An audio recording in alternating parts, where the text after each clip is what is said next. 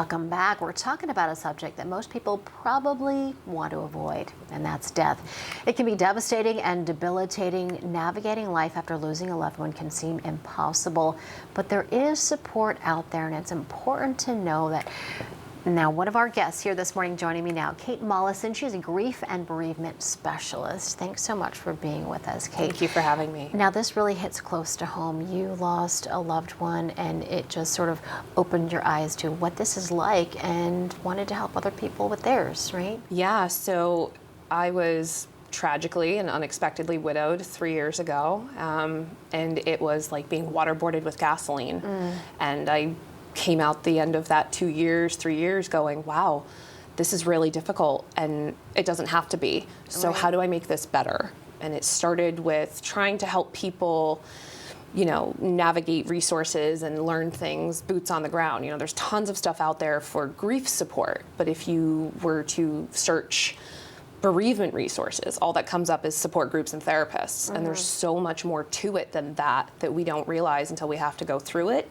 And so my mission and my job became to open the doors and let the floodgates out and help people access that information.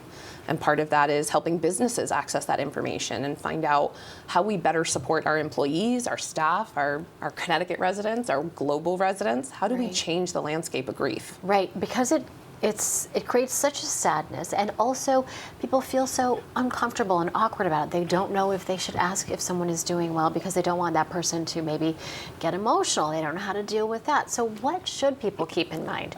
There's so many questions, but it's such an important thing to talk about. I love that you asked that, so thank you for that. Primarily when it comes to being a good support person, just ask, because the griever doesn't always know what they need. And it's that fall off that happens 6 weeks, 6 months, 6 years after a loss occurs that we're left to just kind of float in open ocean. So ask them, like, hey, I would love to come over and support you. What day is better for you? Or I'm going to come over and help you clean. Is there anything you don't want me to touch before I help? That's a good point. I'm headed to the grocery store. Send me your list. I'll drop it off on my way home. Can I pick the kids up from school and take them to the playground for an hour so you can rest?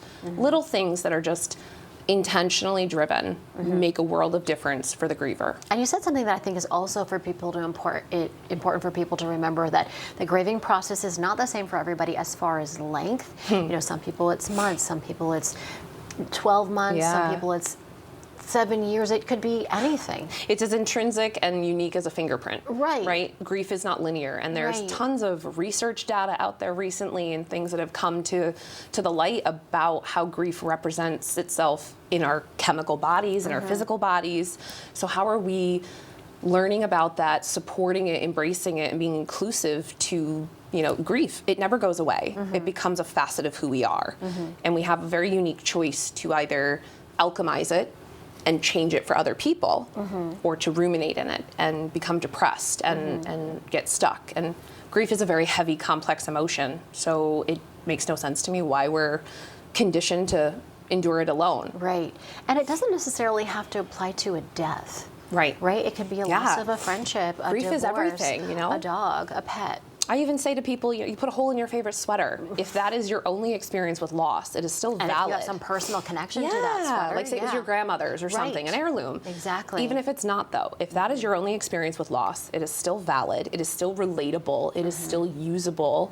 So how do we just get back to being humans and get back to being empathetic and patient and understanding with people? We never know what someone's going through. You go to the coffee shop in the morning and the barista is rude and short. Or you're rude to them and the person in line behind them, and you never know what that's going to be like. You don't know what anybody else is dealing with. But just encourage and meet people where they are, because for all you know, their mom passed away that morning, or their brother is in a coma, or they had to put their dog down this afternoon. Like, you don't know where people are at, and grief is so binary in our bodies. Like, it is. Right. So how do we stop avoiding it, stop talking about it in that like avoidance technicality? Unfortunately, we don't have any more time. We could go on and on. It is such an important topic, but where can people go to get more information? And do you have an event coming up? I do. You want to let people know about? So for the event, it is the first of its kind, is the National Grief Awareness Professional Development Conference. I have secured industry experts from across the globe to come to Connecticut for a one-day comprehensive training. Professionals from multiple disciplines can come. It will be at the Mark Twain House on August 31st. I'm so honored to have them in participation. And it is, tickets are available now. They're on sale on Eventbrite if they search the event under that name. Or they can go to my website, www.otwwb.com. So I have a business, and I encourage people to go to the site and check it out, learn about me, and learn about the event. All right. Kate, thanks so much for being with us Thank and you, sharing Erica. this important information and the event with our viewers. We appreciate it. Thank you. Great to have you here.